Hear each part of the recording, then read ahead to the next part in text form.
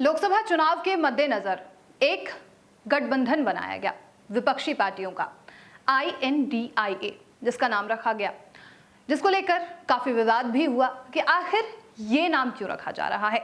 जब से इंडिया बनी है INDIA और पटना में बैठक हुई है, बेंगलोर में बैठक हो चुकी है, मुंबई में बैठक हो चुकी है, तमाम सारी चीजें इस अलायंस में डिस्कस हो चुकी हैं कि आखिर कैसे 2024 के चुनाव में लड़ा जाए और एनडीए को पीछे ढकेला जाए। लेकिन INDIA में जिस तरीके की फूटें नजर आ रही हैं, दिख रहा है कि एक दूसरे से ही अंदर की जो पार्टियां हैं वो सीट शेयरिंग को लेकर लड़ रहे हैं। वो लड़ रहे हैं कि कौन से राज्य में हमारी कितनी जगह है। ऐसे में बयान आता है अखिलेश यादव का, ऐसे में बयान आता है ममता बनर्जी का, ऐसे में बयान आता है अरविंद केजरीवाल का, और तमाम नेता अपने अपने राज्यों में अपने अपनी पकड़ बनाने की कोशिश कर रहे हैं। ऐसे में कांग्रेस कहां है, जिसने इस पूरे अलायंस को, इस पूरे गठबंधन को बनाने की कोशिश की, एकजुट रखने की कोशिश कांग्रेस कर रहा है, वो कांग्रेस कहां है। बात कर रहे हैं उत्तर प्रदेश की। उत्तर प्रदेश में अभी हालिया ही अखिलेश यादव का एक बयान आया है जिसमें उन्होंने कहा है कि सिर्फ 7 सीटें ही हम कांग्रेस को देंगे, क्योंकि इंडिया गठबंधन जो है उससे हमें सीट लेने की नहीं बल्कि उन्हें ही हम सीट देंगे, ये जरूरत आन पड़ेगी। अब आखिर ये क्या पूरा मामला है, इसके बारे में आपको बताते हैं। नमस्कार, आप देख रहे हैं नेशनल खबर, मैं प्रज्ञा झा। उत्तर प्रदेश में विपक्षी गठबंधन INDIA जमीन पर उतरने से पहले ही विवादों के जाल में फंसती नजर आ रही है। सबसे बड़ा पेच सीट शेयरिंग को लेकर फंसने वाला है।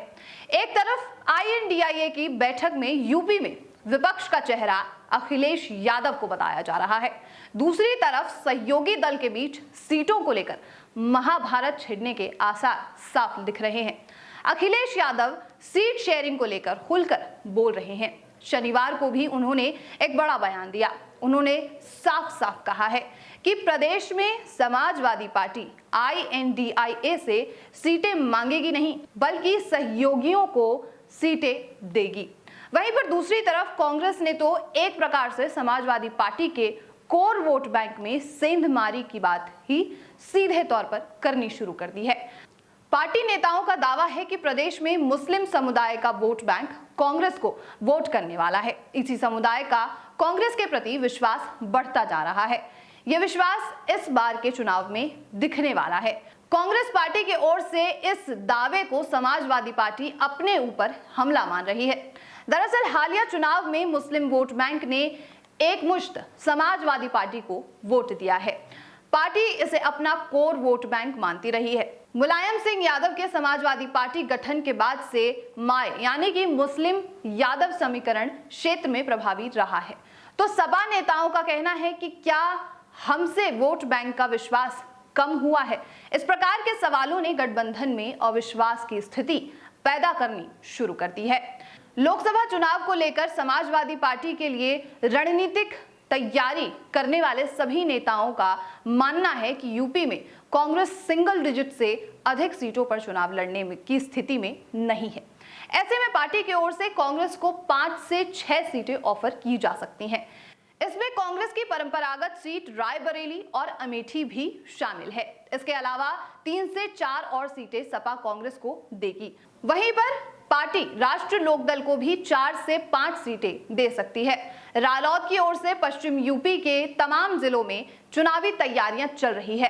पार्टी हर हाल में 12 से 15 सीटों पर दावा कर रही है। ऐसे में INDIA की गाड़ी सीट शेयरिंग के मामले पर पटरी से उतरती हुई नजर आ रही है। तो ये थी वो पूरी रिपोर्ट जिसके बारे में हम आपको जानकारी दे रहे थे। INDIA अलायंस जब से बना है तब से विवादों के घेरे में ही खड़ा है।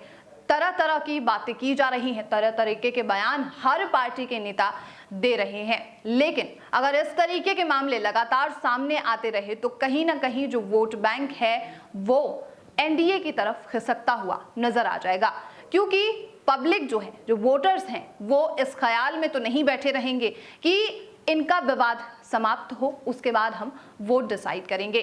वहीं पर ये जो वोट बैंक है वो कहीं एनडीए की तरफ तो नहीं खिसक जाएगा, ये एक बड़ा सवाल अभी भी उठता है। और क्या इंडिया के बीच में यानी INDIA अलायंस के बीच में जो ये फूट पड़ती जा रही है ये कब सुधरेगी, ये देखने वाली बात है। ऐसे ही और तमाम खबरों के लिए नेशनल खबर के साथ बने रहिए।